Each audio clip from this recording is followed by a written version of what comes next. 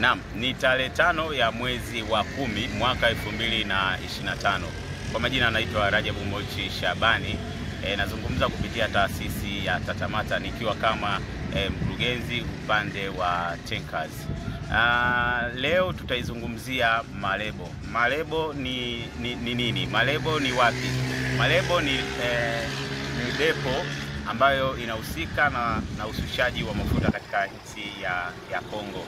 Lakini kuna madereva wa Kitanzania kupitia makampuni kadhaa yakiwemo Lake Oil, Asas, Oilcom, Interpetro, Kalani na Baruaku wamepata changamoto za kupewa shoti ama kutoka na shoti sehemu ambayo wanashushia kwa pakiwa panaitwa Malebo. Sasa tuna kila sababu viongozi wa taasisi jambo hilo tumelichukua na tumelisikia.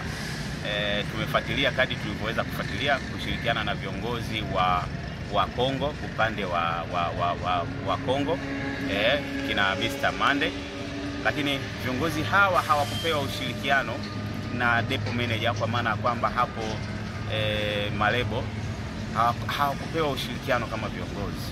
Sasa ni jukumu letu kupaza sauti na jukumu letu pia kutoa kauli kama taasisi kupitia bodi ya kurugenzi upande wa tankers.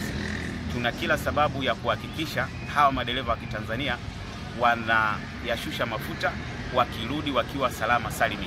Kama changamoto ni mita, ni jukumu lenu wahusika, kwa maana kwamba wahusika wa hiyo depo Malebo, ni jukumu lenu kufanyia calibration hiyo mita na kuhakiki kama iko sawa, basi madereva hawa watayashusha mafuta, kwa maana kwamba changamoto na adha ambazo wanazipitia, kwa maana kwamba kupata shoti zaidi ya lita 400, lita 500, lita na kuendelea huko. Wakija huku Tanzania wanalipa hizo lita.